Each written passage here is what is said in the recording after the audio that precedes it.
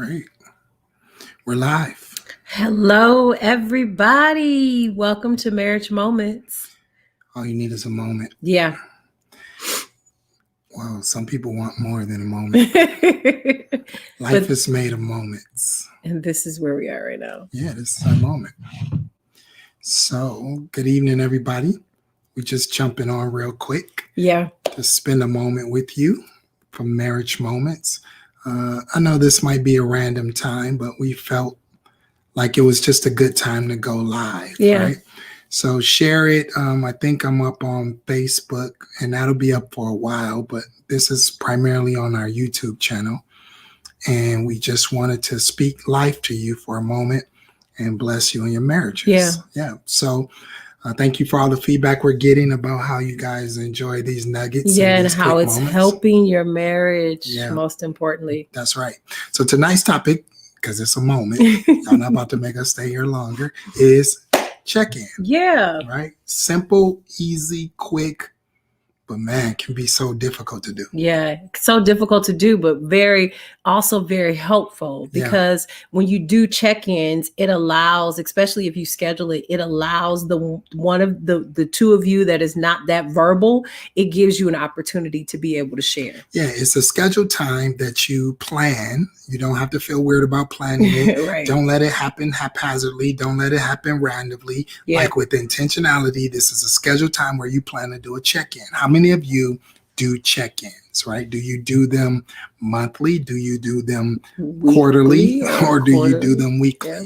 So we're going to suggest that, or do you do them daily? I don't know. We're going to suggest that you at least do a check-in weekly. Yeah. And so Marriage Moments on Marriage Monday, many of you used to tell us how this was your moment, where with your marriage and your family, you and your spouse would sit down, listen to us talk, and that would create some synergy and an opportunity, put the kids to bed, have a conversation, and whatever else may happen after that, right? So we want to continue to encourage check-ins on a weekly basis, right? And we're just going to give you 3 quick, simple things about a check-in. Number 1, that you need to start with prayer. That's right. And because prayer just kind of just synergizes you, it aligns you, it helps you to have compassion, to have empathy. When you're touching each other, you should really have this conversation touching each other, because it just causes you it reminds you of just, what this is and what it's all about. So when you start with prayer, you're engaging God into your relationship, inviting him into the conversation, and not that you'll hold anything back, but just so that, it just helps you to really remember what is really important and kind of what is not that important. That's right. As kingdom citizens, as most of you are that watch us, connecting with God, the Creator, the Father, our King, is an opportunity for you to hear also what's on the other person's heart, right? So you have individual prayer lives. She has a prayer life. I have a prayer life. But until we did those marriage prayers, we hadn't really remembered that we hadn't just stopped to just pray together. We pray, but not praying together. Those marriage prayers on our YouTube page, where we did 10 days of prayer, was a great moment of just reconnection. And so we encourage you to start your weekly check-ins with prayer. Second thing is, then you start with appreciation and gratitude. So what did I appreciate about you this week? Yeah, and it causes you to even be intentional about that. Like if you said that that's something that you're going to do every week, then you're going to be looking for it, and the other person knows that you're going to look for it. Yeah, they know that you're going to look for it. And it might end up like a competition a little bit, see who can appreciate the other one the best. But with this I'm focus, gonna give you something to appreciate, girl.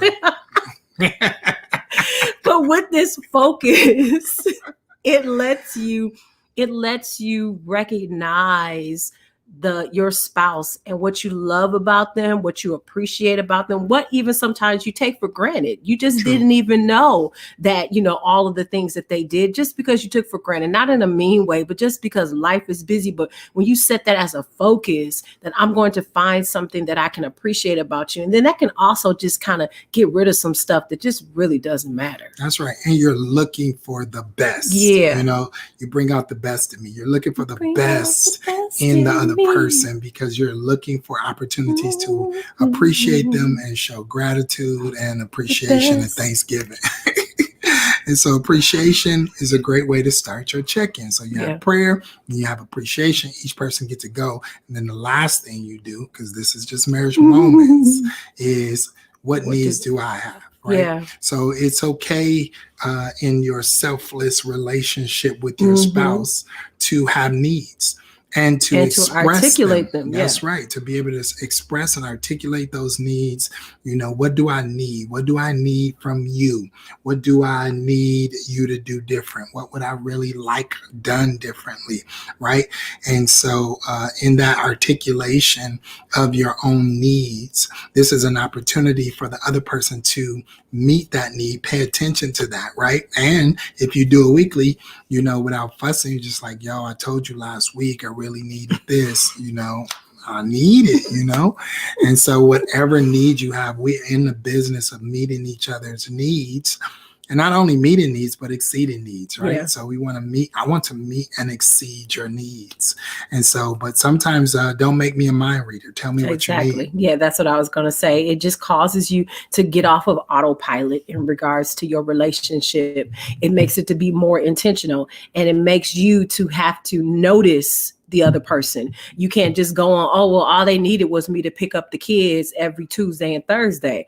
And you just go on autopilot with that. But maybe this week they need something different, and you need to, as the spouse, you need to try to fulfill those needs. And especially, you know, in this quarantine, the world is starting to open back up again, but you know, it has caused us to rely on our mate a little bit more than what we are accustomed to, because some of us are at home working. And so there's different needs that you have in that area. And so it's very important to not have your relationship on autopilot. And even with the love languages, like, just because you took it when y'all first got married doesn't mean that you shouldn't take it again, so that you will know exactly what your spouse's love language is. It may not be the same. That's a different. I know, but I'm just saying it has something to do with a need. But I'm just saying, a love language is that's right. You're right. You don't need to figure that out. That's this right. is me. I'm telling you. There y'all go. Okay. Girls' school. You know what I'm saying? Going to girls' school. I'm just saying, like, if the person just is scratch it. I'm sorry. No, but seriously, if the person is telling you what their need is, then you don't have to try to figure it out. We're good at that. I mean, I appreciate the transparency of that, because we're good at, oh, I'm gonna do it this way, or try to. But this is a time to connect where I try to give you what you need. And I think something else significant that you say that you do oftentimes is, don't try to make that need about the children or something else. For a wife, sometimes that is a stressor. Just taking them and doing something would eliminate. That might be good, right? But you know, but also, like, try to find that moment of, like, no, what do you need? Yeah. You know what I'm saying? Like, I'm always trying to push you to, like, tell me what you need, not just what you need as relates to the other humans that's in our house, but what exactly do you need, and you being able to articulate that. But I think we should maybe do a marriage moment on love languages, because that would be beneficial. But I think in the same process, don't shut down. I'm not shutting down. I'm looking at it's moment. It's a moment, right? Yeah. But in our same process, I think we gotta learn how to say. Yeah, exactly. To take self-responsibility. Right. And self-responsibility is acknowledging what I need, where I am, and articulating that to the other person, versus believing or thinking that they are a mind reader. And making them have to figure it out. Right. That was good. All right. That's our time. That's our moment. I didn't realize that I wasn't paying attention to it, but it is our moment.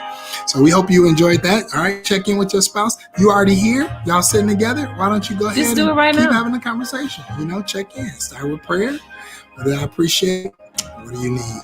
Thanks. This is your marriage moment, all right? Love y'all. Peace. Thank you for joining us. That's a moment. You can go fast.